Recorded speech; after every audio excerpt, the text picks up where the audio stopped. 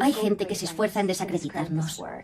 En una ocasión, el presidente Chávez se refirió a nosotros como una pandilla de gringos y dijo que la institución Albert Einstein no entendía Venezuela.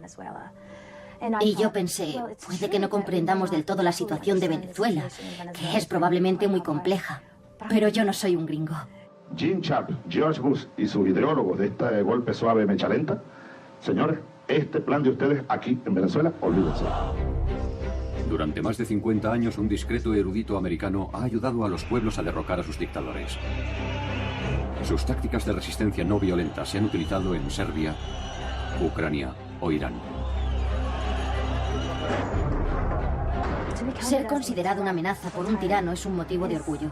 Significa que somos eficaces, que somos relevantes.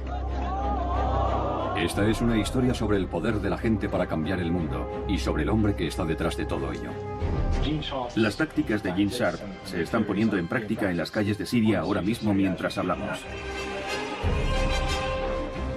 Me llamo Gene Sharp y este es mi trabajo. Esta es una técnica de combate. Es un sustituto de la guerra y de cualquier otro tipo de violencia.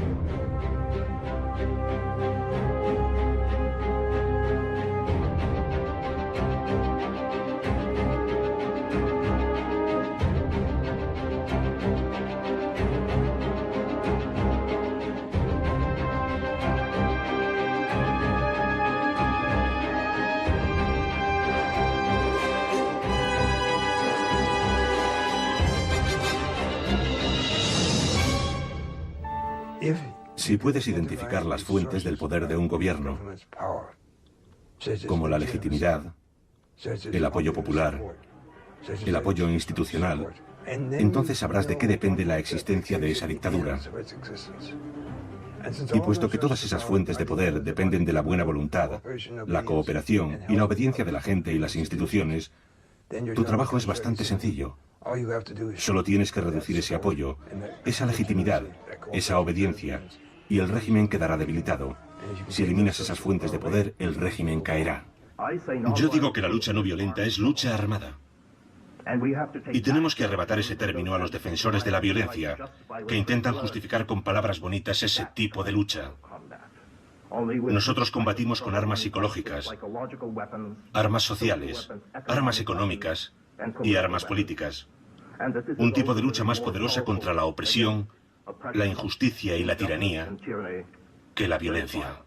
Protestas similares estaban teniendo lugar en otras 350 ciudades de China, pero no se planificaron, no se tomaron decisiones estratégicas, como cuánto tiempo había que permanecer en la plaza y cuándo había que abandonarla.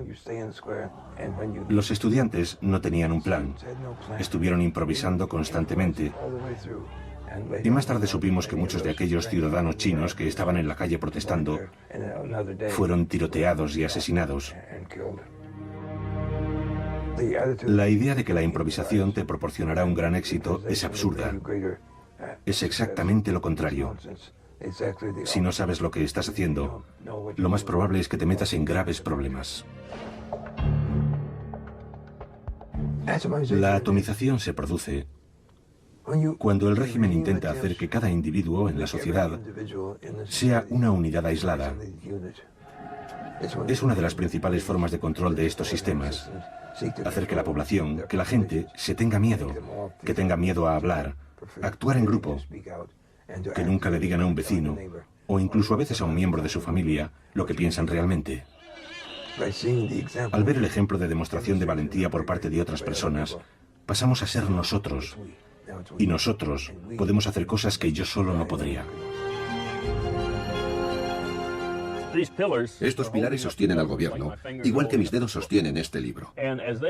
Y a medida que se van debilitando y empiezan a derrumbarse, el gobierno se derrumbará cuando los pilares estén rotos. Lo ideal es que esos pilares no queden destruidos, sino que sean traspasados al movimiento democrático. Tienes que fagocitar esos pilares, y eso es lo que la resistencia serbia ha hecho.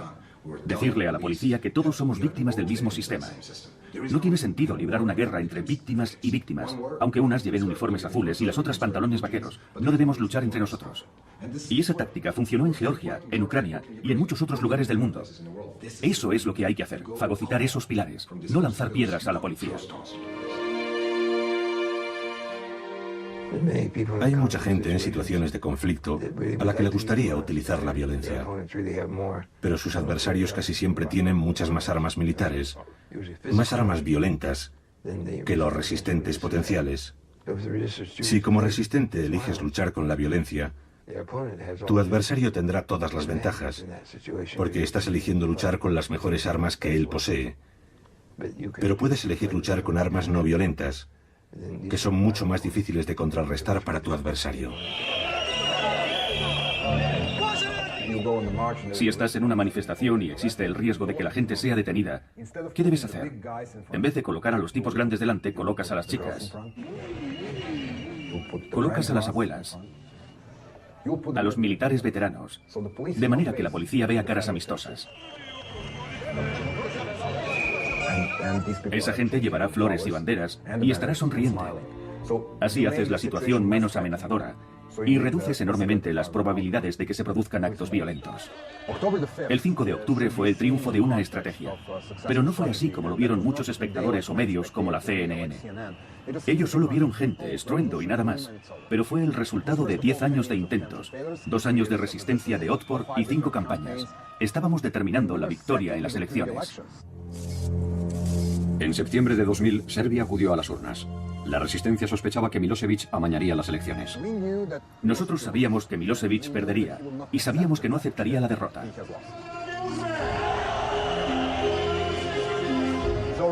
A eso de las 3 de la tarde había 300.000 personas gritando en la plaza y de una forma no violenta tomaron este edificio.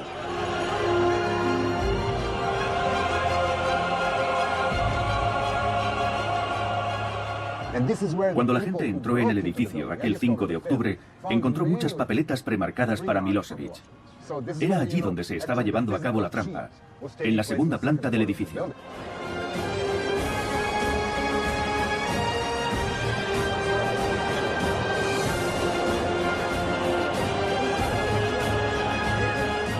Aquello fue el símbolo de la verdadera caída de Milosevic, de por qué perdió el poder aquel día.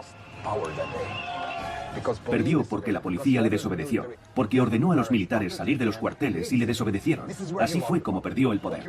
Lo que se ve en televisión, la toma física del edificio, es el símbolo de Milosevic perdiendo su autoridad aquel día. Tras las elecciones iraníes en 2009, la oposición declaró que el resultado había sido amañado. Miles de manifestantes salieron a las calles de Teherán. La respuesta del gobierno fue brutal y una joven estudiante iraní, Neda Aga Soltan, fue alcanzada por un francotirador del gobierno.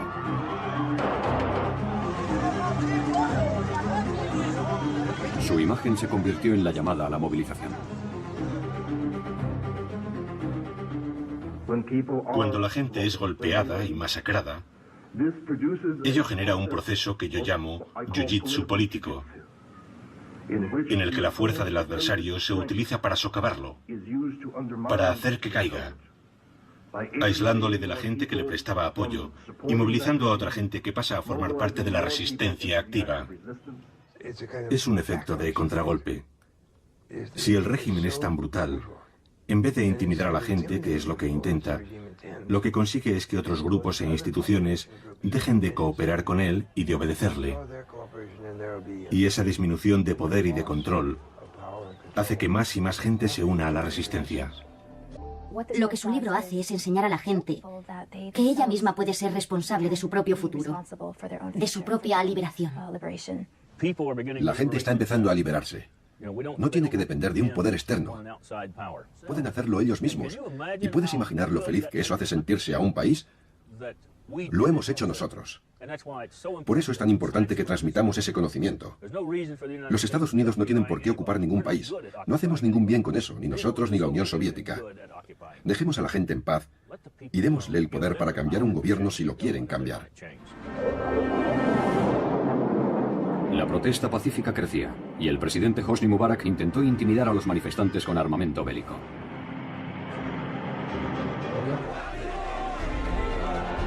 Incluso después de violentos choques con la policía, los líderes revolucionarios restablecieron la disciplina no violenta.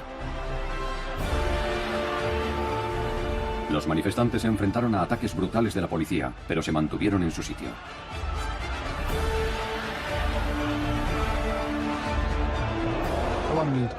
La tecnología jugó un papel vital a la hora de comunicar y extender nuestro mensaje. Jugó un papel fundamental en nuestra estructura interna. ¿Qué hizo que el ejército nos apoyase al final? El ejército, a fin de cuentas, proviene del pueblo. Sus miembros son parte del pueblo y tiene un importante papel nacional. El papel de la policía tenía más que ver con el amaño en las elecciones y la protección a los corruptos. Luchaba por asegurar su supervivencia.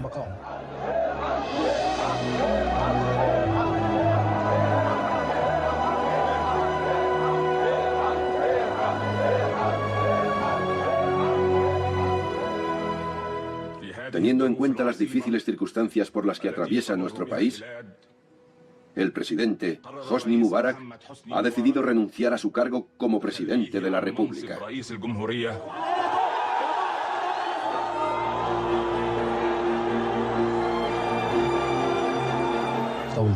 Me volví loco de alegría cuando escuché el discurso.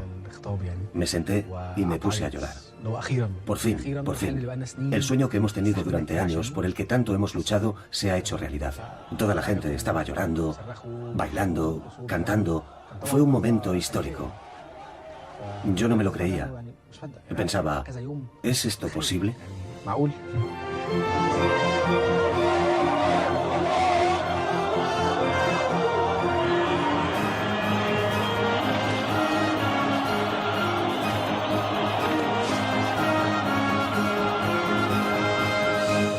Sueño con que la gente oprimida del mundo sea capaz de aprender de los datos disponibles y de las nuevas experiencias. Me llamo Gene Sharp y este es mi sueño.